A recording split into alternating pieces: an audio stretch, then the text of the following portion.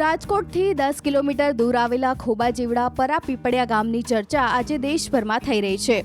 કારણ માત્ર એટલું જ છે કે આ નાનકડા ગામમાં રાજ્યની સૌપ્રથમ એમ્સ હોસ્પિટલ નવનિર્માણ પામી છે, જેનું આગામી સમયમાં દેશના પ્રધાનમંત્રી નરેન્દ્રભાઈ મોદી લોકાર્પણ કરવાના છે।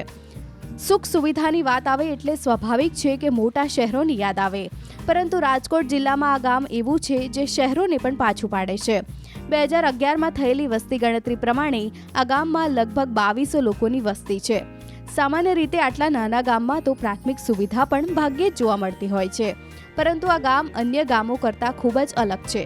આ ગામમાં 30 જેટલા સીસીટીવી કેમેરા લગાડવામાં આવ્યા છે, જે ગામનું રક્ષણ કરતા સૈનિક જેવા છે। આ ગામની બીજી ખાસિયત એ છે કે આ ગામના તમામ રસ્તાઓ સિમેન્ટ રોડ છે। આ ગામમાં 100% ભૂગર્ભ ગટર આવેલી છે। તો નવાઈ પામે તેવી બાબત એ છે કે આ ગામમાં કોઈ અડધી રાતે પણ નીકળે તો ક્યાંક અંધારું જોવા મળતું નથી। પરાપીપળિયા ગામની અંદર આવેલી પ્રાથમિક શાળાને પણ ગ્રીન શાળાનો એવોર્ડ મળી ચૂક્યો છે। આમ તો નાના એવા ગ્રામ્ય વિસ્તારોમાં જે છે એ પ્રાથમિક આરોગ્ય કેન્દ્રો આવેલા હોય છે। જો કે રાજકોટ નહીં, પરંતુ જે ગુજરાતનું એકમાત્ર એવું પરાપીપળિયા ગામ છે કે જ્યાં ગુજરાતની એકમાત્ર એમ્સ હોસ્પિટલ છે તે બની છે।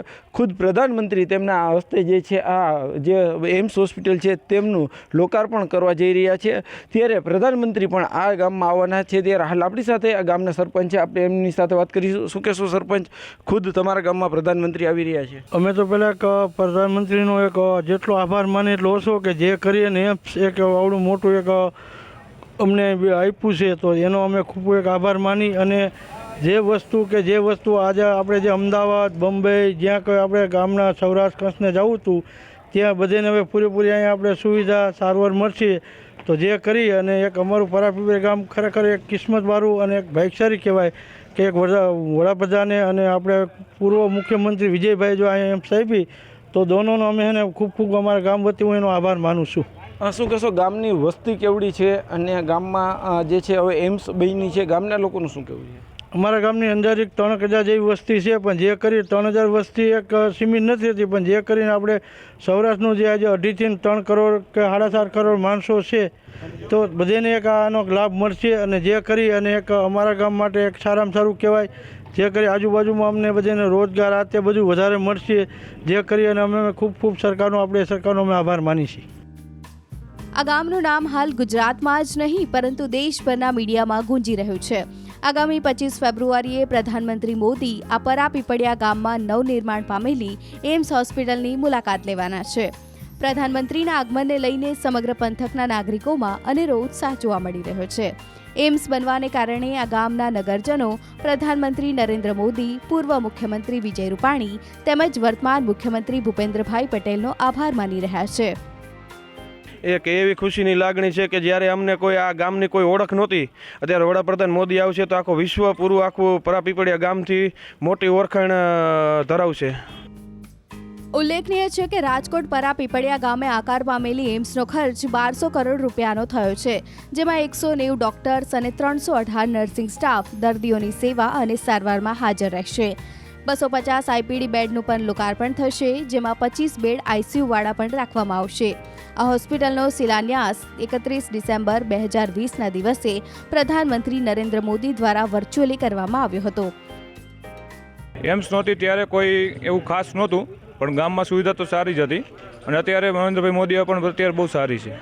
ખાસ રોડ રસ્તાઓ કેવા થયા છે? રોડ રસ્તા બહુ સારા થયા છે।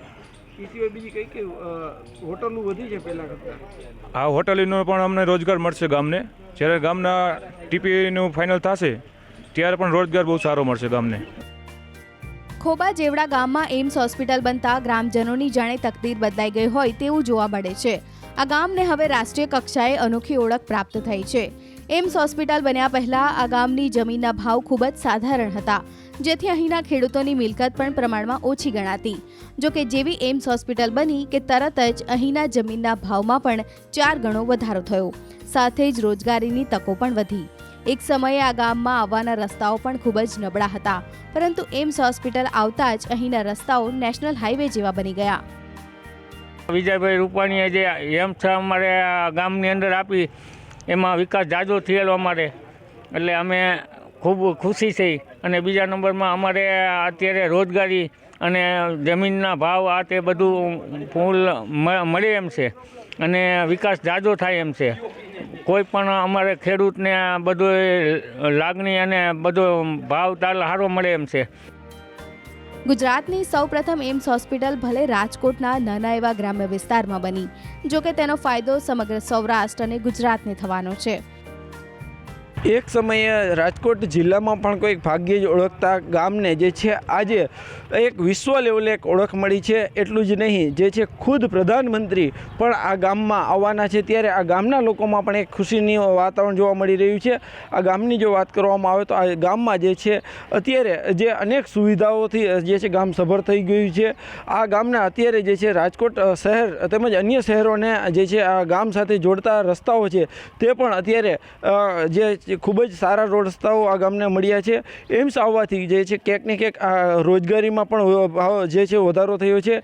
એટલું જ નહીં, આ ગામની જે જમીન છે એક સમયે જે તેમના ઓછા ભાવ આવતા હતા, પરંતુ જ્યારથી એમ્સ બની છે, જ્યારથી એમ્સનું જે છે લોકાર્પણ થવાની વાત થઈ રહી છે, ત્યારથી ક્યાંક ને ક્યાંક અહીંયા જમીનના ભાવ પણ વધ્યા છે. અત્યાર સુધી પરિસ્થિતિ એવી રહેતી કે જ્યારે પણ કોઈ મોટી બીમારી આવે તો લોકોને મુંબઈ, ચેન્નઈ અથવા તો દિલ્હી સુધી જવું પડતું. જોકે હવે લોકોને રાજકોટના આંગણે જ આ સારવાર મળી રહેશે. એક સમયે જે છે આ ગામના લોકો પોતાના ઉજ્જવળ ભવિષ્ય માટે શહેર તરફ જતા હતા, પરંતુ જાણે શહેર જ આ ગામમાં આવ્યું હોય તેવી સ્થિતિ અત્યારે જોવા મળી રહી છે. ગામના લોકોમાં પણ ક્યાંક ખુશીનું વાતાવરણ જોવા મળી રહ્યું છે. તો સાથે સાથે આ ગામના તમામ લોકો છે તે પ્રધાનમંત્રીનો તેમજ કેન્દ્ર સરકાર તેમજ રાજ્ય સરકારનો પણ ખૂબ ખૂબ આભાર માની રહ્યા છે. હાર્દિક જોશી, ન્યૂઝ 18 ગુજરાતી, રાજકોટ.